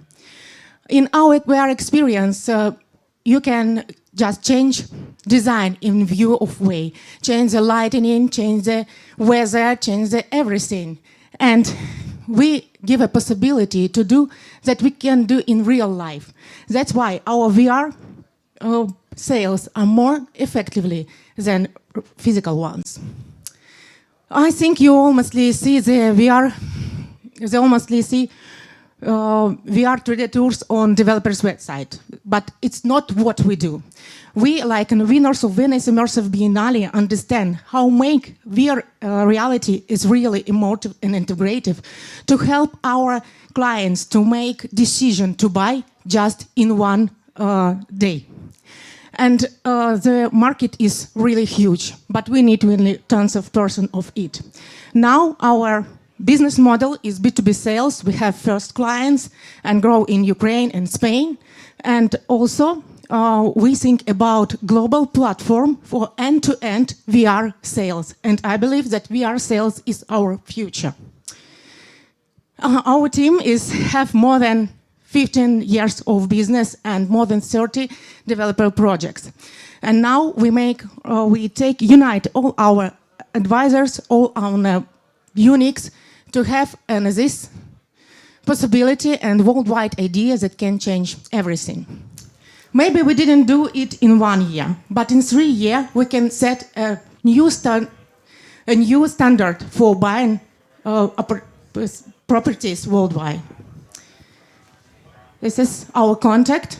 The future is here, and we invite you to be a part of it. Thank you so much, Svetlana. And we are open for questions. Okay, I'll go. Again, my question is quite simple. There are a lot of similar products on the market. There are quite a few companies. At least we've looked quite a few. So again, what's the difference? How are you standing out? Because I mean, AI is doing that already. Oh, okay. Yes, with AI progressing, we will be faster and more effective because in our core decision, deep technology is AI-generated engine that procedure all these VR tools. In the future, the platform, you go to the platform and just upload architecture document, and VR an immersive experience will create by the platform automatically. And also we have investment data analyzed by AI. And also we have AI advisors, self-learning AI advisors who will be better with every sale. And I really believe that its platform will be huge. I'm so sorry that I'm so nervous. I don't know what happened with me. Okay. It's my first business startup. I have more than 30 cultural projects, but in the startup it's my first, and it's only 3 months, but we already have 3 clients. We already have partners in Spain. I think we'll have partners in Dubai, and I think it's the future because I'm really a VR ambassador, yes, because we in the VR industry, but not in those VR who was 2 years ago, 3 years ago. Now, with new Apple Vision Pro, with new Meta Quest, we on front of the new technology and new era. And I think every sales will be in VR. No, I think this is great. You're right. The only thing is, again, from the investor standpoint, I mean, you have to show how different you are because, I mean, everyone's going that direction. So it's going to develop, but everyone's going to use the same platform, the same tools that you're going to use. So you have to show either a strong focus or, you know, strong backup to give me an understanding that you're the expert, or maybe focus on a certain market. Okay. We was win Venice Biennale immersion with first VR film about first day war in Ukraine in 2023. We deeply in immersive storytelling. We have a special education, and we know that we make the real immersive and truly realistic experiences that have a really impact for all people. And we understand on the market, we really understand how level we are. And for me, the next level is just to take your helmet, Apple Vision Pro, and just show. And you say, yes, I buy this. Thank you so much. That was Svetlana from VR Nest. Thank you. Woo. And we have 2 last startups today with us pitching for 30,000 euro. And it's my pleasure to introduce you to Alexei from Seniority Biz. Please welcome Alexei. Thank you. Hi, partners, and welcome to Seniority, B2B SaaS platform that turns employee growth into gamified adventure.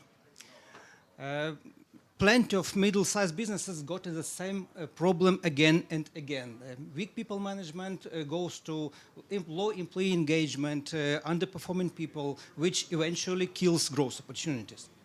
And according to the global studies, the low level of engagement just kills many businesses because of economic troubles. And also, we help companies create culture, not just a new sort of automation, with easy feedbacks, with AI-driven development plans, high level of gamification. Just imagine that everybody, for example, in tech business, just looking for seniority level, fighting for seniority level, and we propose to play seniority level game.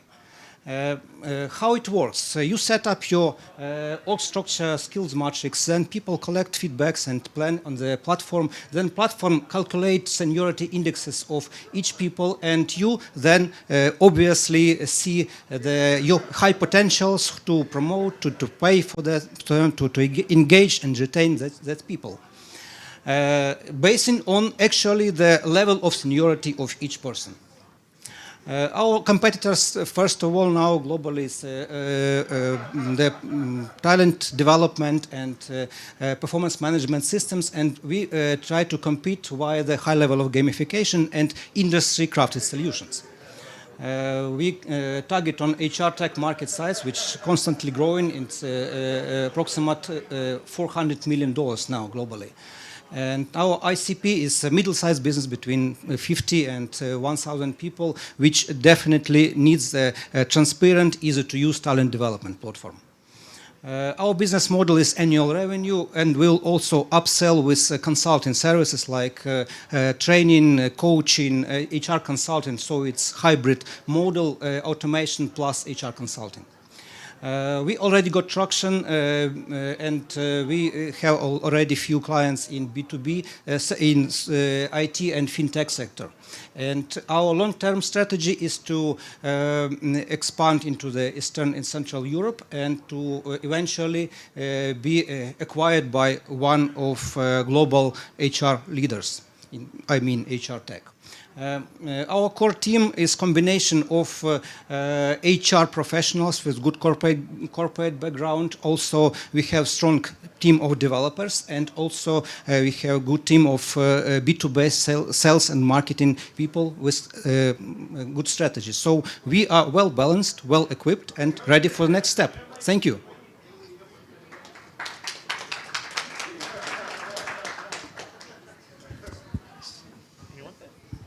It's written that you exit already with an HR. So you. Yes, it was. Okay, so you exit. How you exited?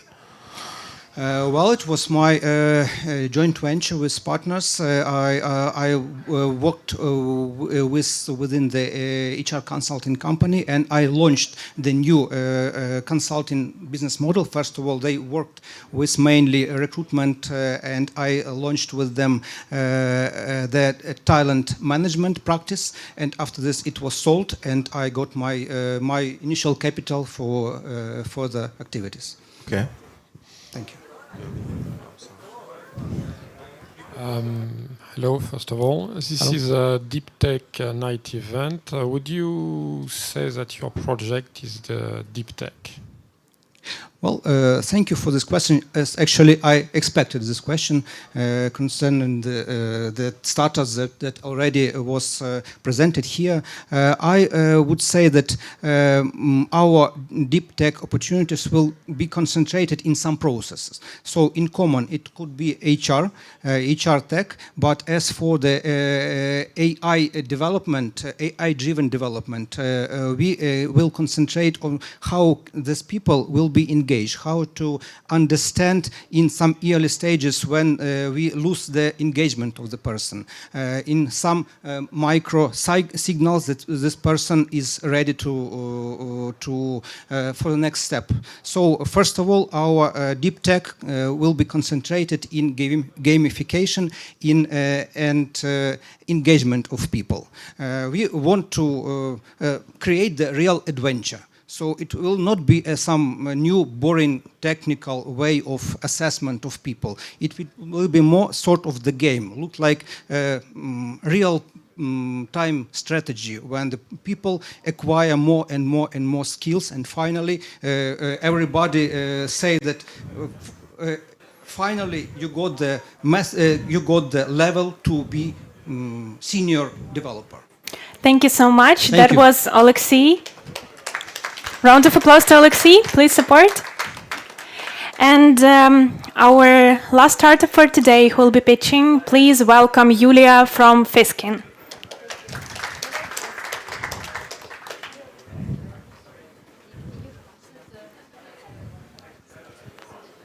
Julia? Okay. And over here. What if I tell you there is something way more exclusive than crocodile or snakeskin and infinitely more sustainable? But first, let me tell you about the problem we have. Fast fashion is one of the biggest world polluters. It creates 92 million tons of textile waste every year. But surprising fact is that fish processing creates only 3 times less. Fish leather is an innovation that can battle these two challenges at the same time.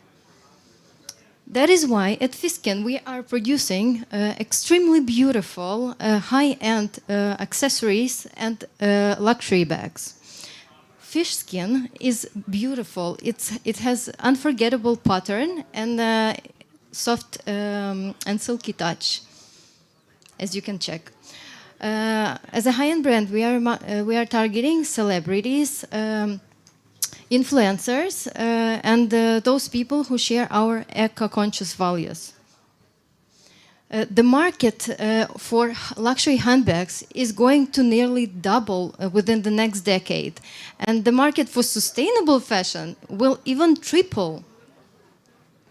Fiskin has started its journey in Norway, and within the first year, without any capital or network, it has generated 5K in sales. We have reached 30% of customer retention level and also established partnerships in Oslo shops, Oslo influencers, and also fashion industry. And also got recognized by the Nordic Council of Ministers and the government, the Norwegian government. And meet our team. Here is me, Julia. I am a fishing champion, actually, fish biologist, a designer, and a visionary leader behind Fiskin. We have Valeria. She is a super pro in fashion with a solid experience in fashion management. And also Kola, he is an owner of international marketing agency and he loves fashion, sustainable fashion himself. Within the next 18 months, we are planning to scale our production and accelerate marketing and sales. Our business model is shown here. The early traction demonstrates that our average order value is $250 with the cost for production only 20% or less. To achieve our goals, we are planning to raise $300K and we have ambitious goal to produce and sell 1.5K products. Thank you so much. The time is up. Round of applause to Julia. And we are ready for the final round of questions. Where you get the fish, the skin? I mean, and what is the process? I'm getting. I have various suppliers. One is from France, actually. One is from Norway, and one from Iceland. Yeah, and also thinking about maybe producing in Ukraine. We have negotiations, some negotiations with partners. But it's a specific fish, or it's a salmon. You can see the blue one is a wallfish. There is rainbow trout, and I'm thinking about common carp. It has bigger scale pockets, and it's really beautiful. Can be applied in different designs. But it's connected to a sustainable circle that the skin is coming from people who are consuming the fish, or yeah, of course, it's coming from sustainable aquaculture. Could you tell us how innovative it is? Because I've heard something, if I remember correctly, there are products like from eel skin, something like that. So what's the innovation here? So the innovation is the product itself made from fish skin, and Fisken was recognized in Norway as one of the top innovators in Gjøvik city.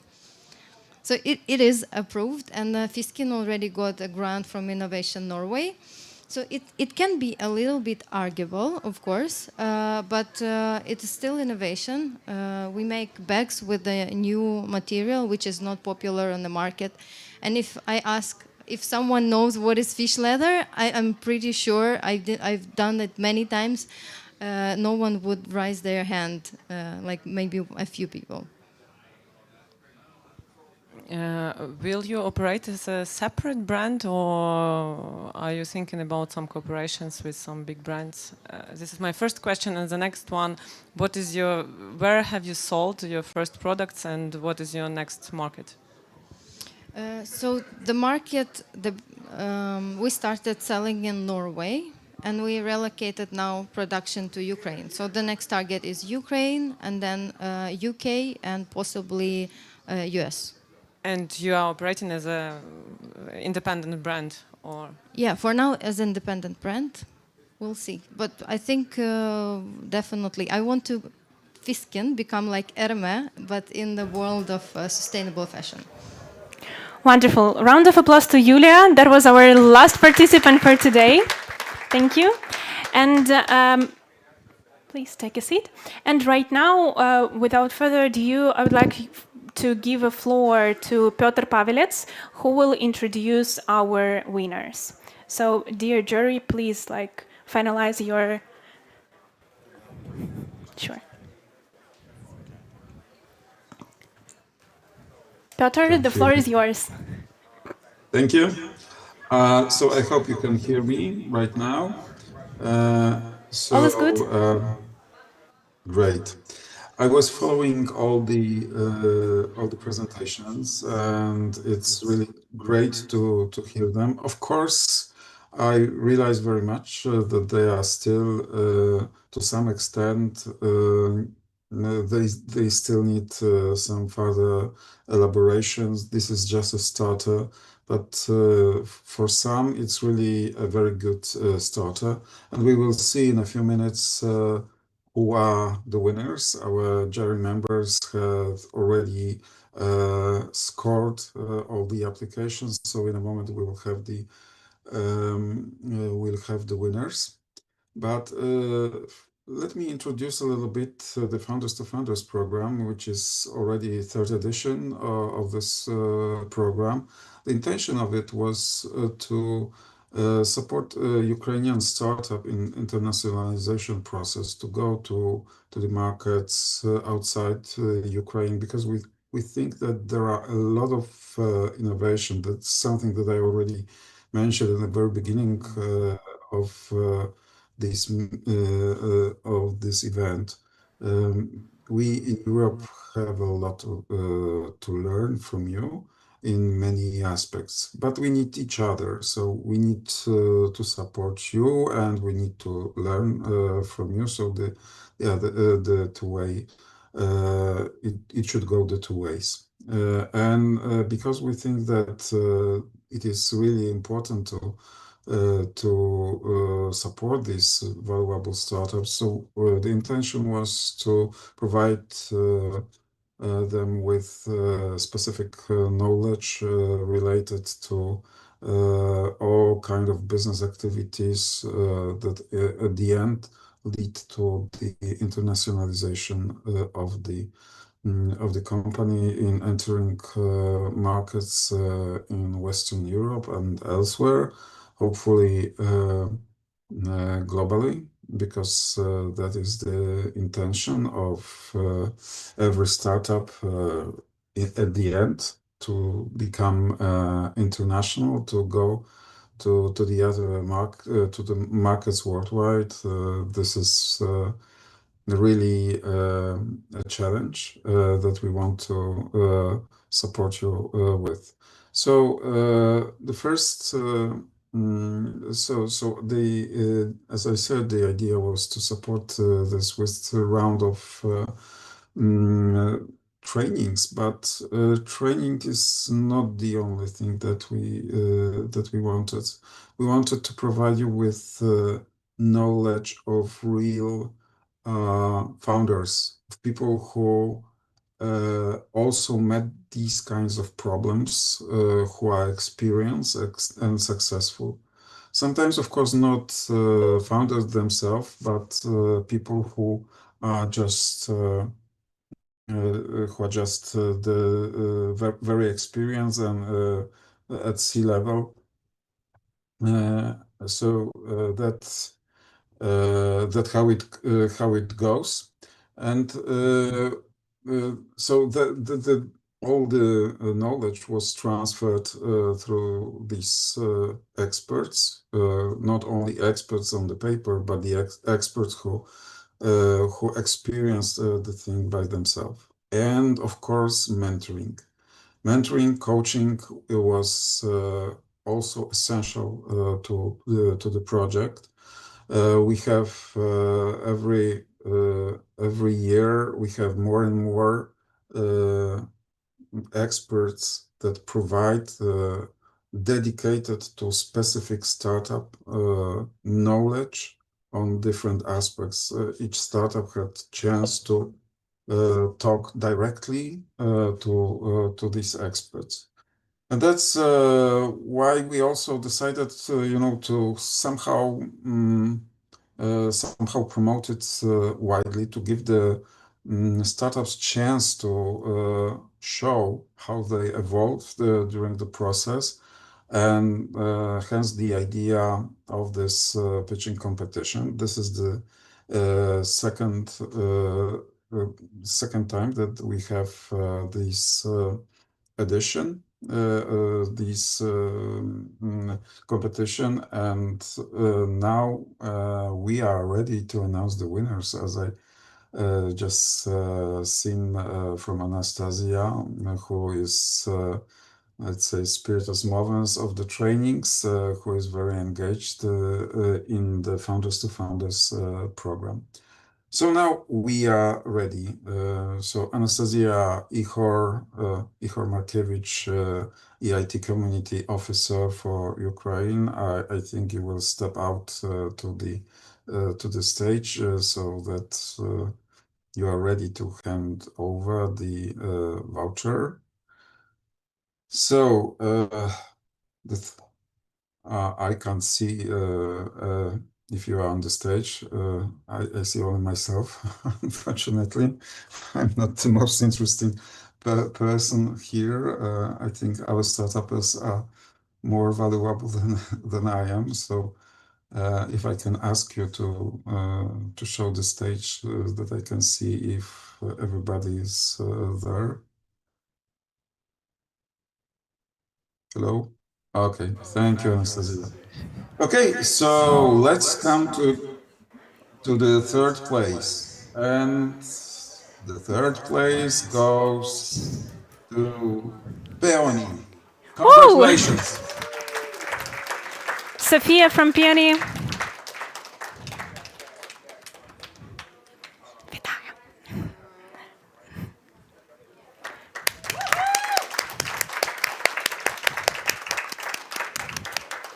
Congratulations on behalf of all the EIT community in Ukraine. So it's getting warmer now. Second place, and the award for second place goes to Sila. Woo!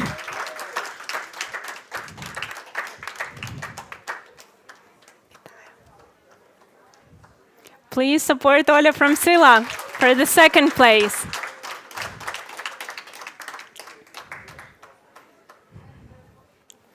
And now the winner. And the winner of the competition is A42. Woo!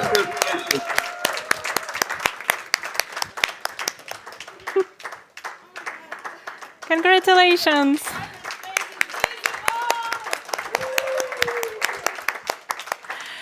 Thank you so much for everyone who have participated in this amazing event. It was really valuable for us. Congratulations to all who won, and good luck to everyone who didn't today, but is just for today. Tomorrow you'll have more luck. Thank you so much. Anastasia, Yes. if I may ask, maybe all the winners will step out to the stage for the round of photos for the. Of course, yeah. we'll do that, and we'll have a photo zone today. And we're just inviting everyone. Thank you, Piotr. And we're just inviting everyone to celebrate together with us. We'll have an excursion on our amazing art gallery, and with these, the Deep Tech night officially is over. Thank you so much. To thank very much to Ihor and to Anastasia for arranging this so perfectly. So thank you very much also to all the organizers. Thank you so much.